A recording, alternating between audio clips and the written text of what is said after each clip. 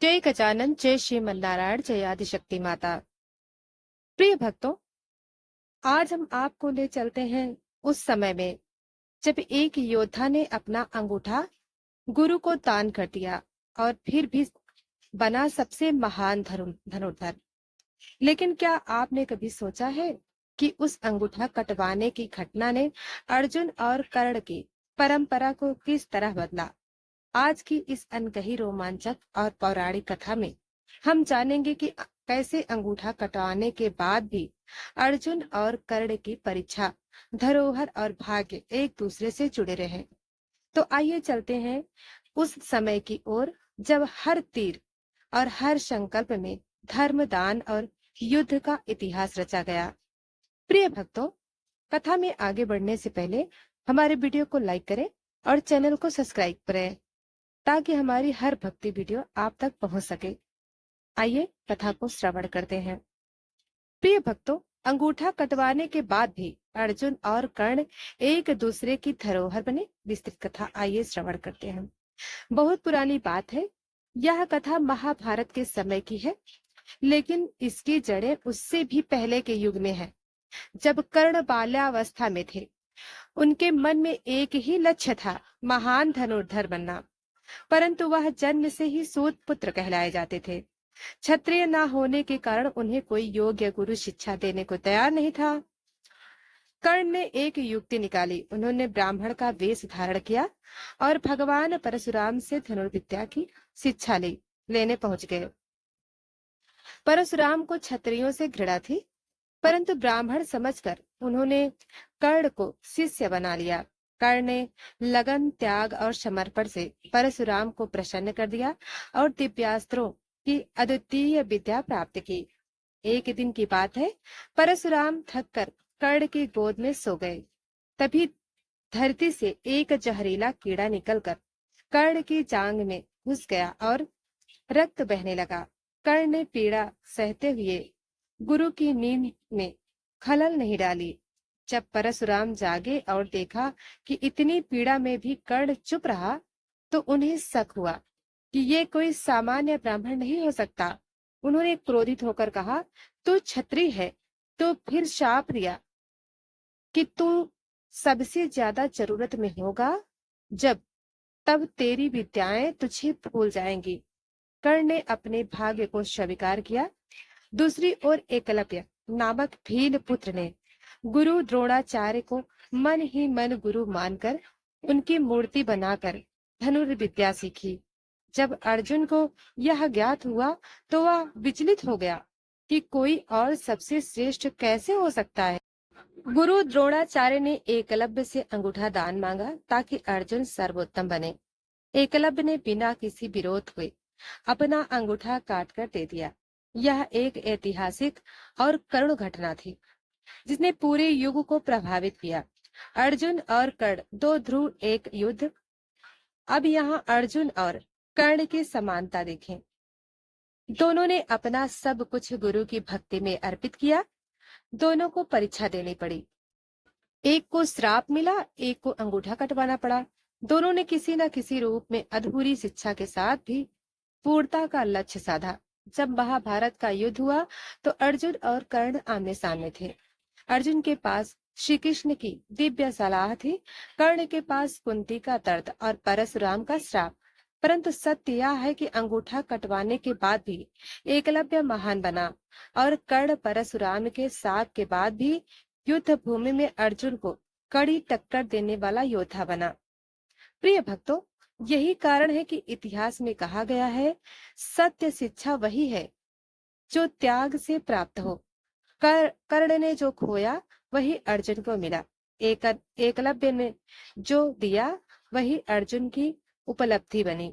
इस प्रकार गुरु की भक्ति, शिष्य की परीक्षा और विधाता का विधान, इन सभी के बीच अर्जुन और कर्ण एक दूसरे के धरोहर और दर्पण बन गए। प्रिय भक्तों, दान का मूल त्याग में है, अधिकार में नहीं। कभी कभी जिनसे आप सबसे ज्यादा दूर रहते हैं वही आपसे सबसे बड़े प्रतिद्वंदी और प्रेरणा बनते हैं। शिक्षा और प्रतिभा जाति, वर्ग, वंश या सुविधा को मोहताज नहीं होते। धैर्य, निष्ठा और भक्ति अंततः जीवन को सार्थक बनाते हैं। प्रिय श्रोताओं, अब आगे की कथा एकलव्य का त्याग बना अर्जुन की प्रेरणा।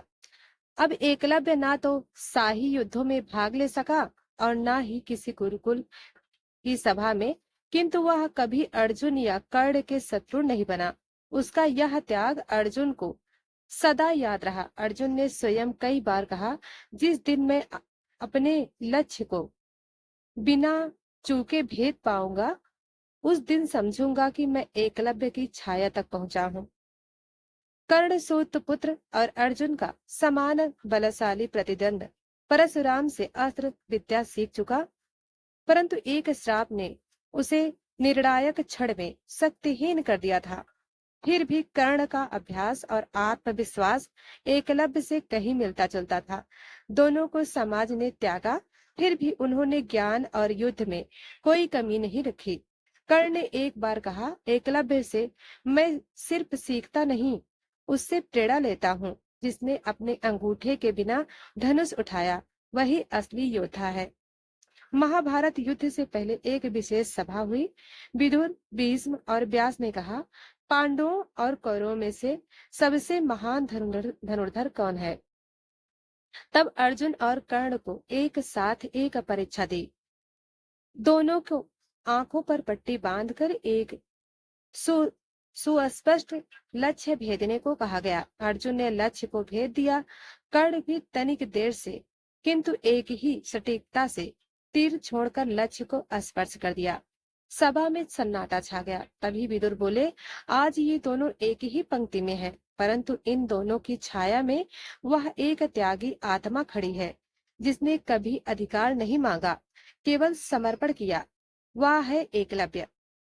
उसी के त्याग की छाया में अर्जुन की परंपरा और कर्ण की तपस्या फलीभूत हुई है। जब एकलव्य का जीवन अंत की ओर बढ़ा, तब उसने अपनी अंतिम इच्छा के रूप में एक बात कही, मेरी धरोहर मेरी भक्ति है, उसे अर्जुन और कर्ण समान रूप में बांट लेना। उसके वचनों को सुनकर श्री कृष्ण ने मुस्कुराकर कहा, आज से अर्जुन की सटीकता और कर्ण का अद्भुत कौशल एकलव्य की तपस्या का प्रतीक बनेगा।